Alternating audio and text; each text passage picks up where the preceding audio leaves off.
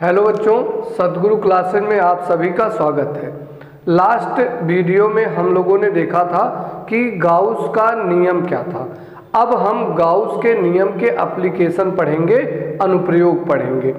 Gauss के नियम के अनुप्रयोग से किसी भी कारण से, किसी अनंत लंबाई के चालक तार के कारण से या आवेशित गोले के कारण से या समतल चादर सीट के कारण से वैद्युत क्षेत्र की तीव्रता का व्यंजक निकाला जाता है, जिसमें हम लोग पहला पढ़ेंगे कि अनंत लंबाई के एक समान आवेशित सीधे तार के निकट वैद्युत क्षेत्र की तीव्रता का व्यंजक क्या होता है। तो हमारे पास एक अनंत लंबाई का इसकी लंबाई इन्फिनिटी है। अनंत लंबाई का एक समान आवेशित चालक तार है जिस पर सपोज कर लेते हैं कि प्लस आवेश है, जिस पर प्लस आवेश उपस्थित है। अब इस अनंत लंबाई के चालक तार के कारण से हमें एक बिंदु है P जिसकी इससे दूरी है R। इस R दूरी पर वैद्युत क्षेत्र की तीव्रता हमें ज्ञात करना है बिंदु P पर। अब ज्ञात करने के लिए सबसे पहले हमें पढ़ना पड़ेगा रेखीय आवेश घनत्व। रेखीय आवेश घनत्व, रेखीय आवेश घनत्व क्या होता है ये हम लोग देखते हैं। तो रेखीय आवेश घनत्व होता है एकांक लंबाई में उपस्थित आवेश को रेखीय आवेश घनत्व कहते हैं। रेखीय आवेश घनत्व कहते हैं। अब अगर 1 मीटर की लंबाई पर जितने आवेश उपस्थित होते हैं वही रेखीय आवेश घनत्व कहलाता है। इसे लैम्डा से प्रदर्शित करते हैं। अतः रेखीय आवेश घनत्व लैम्डा बराबर Q/L। यदि लंबाई L हो तो आवेश बटे L क्या हो जाएगा, रेखीय आवेश घनत्व। इसका मात्रक क्या होगा, रेखीय आवेश घनत्व का मात्रक Q का मात्रक कूलाम और प्रति L का मात्रक मीटर। इसका मात्रक होता है कूलाम प्रति मीटर और बीमा क्या होता है, इसका बीमा होता है Q की बीमा 80 और L का बीमा L लंबाई का, और ये हो गया L ऊपर गया L-1 80। तो इसका बीमा होता है L इनवर्स 80। अब चलते हैं हम लोग इसके लिए R दूरी पर वैद्युत क्षेत्र की तीव्रता ज्ञात करते हैं।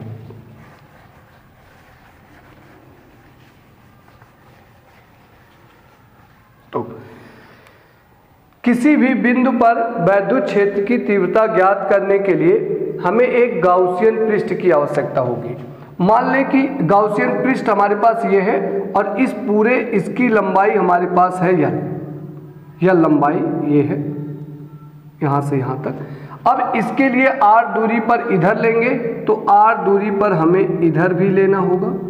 जितनी दूरी उधर इतनी दूरी इधर। क्यों? क्योंकि गाउसियन पृष्ठ सदैव सममित होनी चाहिए। एक पृष्ठ लिए जो इससे होकर के जाता है और यह पृष्ठ इससे भी होकर के जाता है और ये यहां पर हमारे पास ये हो गए।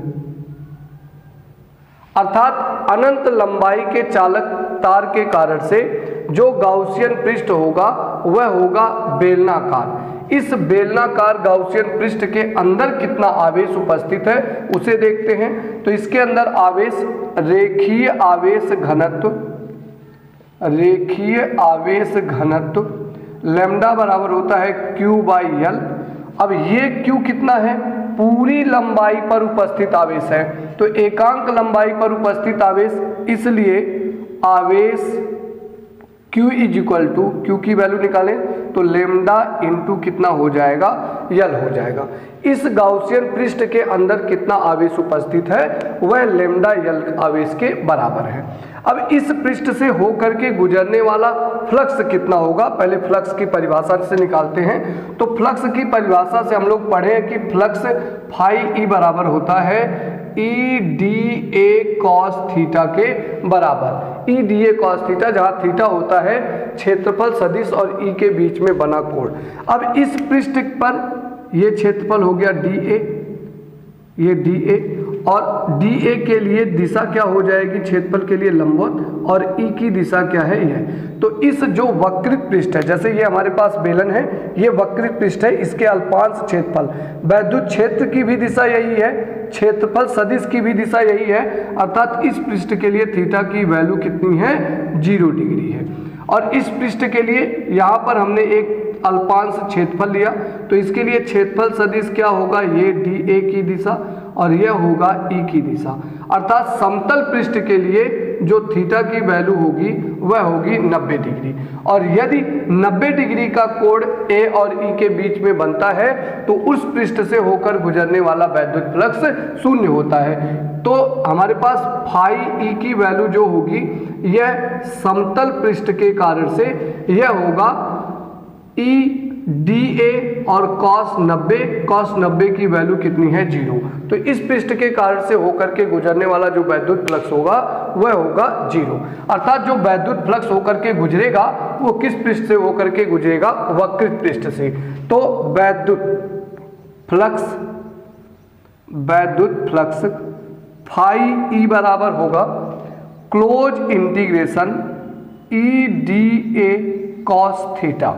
अब ई बाहर आ गया और cos थीटा की वैल्यू यहाँ पर कितना है, डी ए कॉस थीटा की वैल्यू cos 0 डिग्री। इस पृष्ठ के लिए थीटा की वैल्यू 0 है और cos 0 की वैल्यू 1।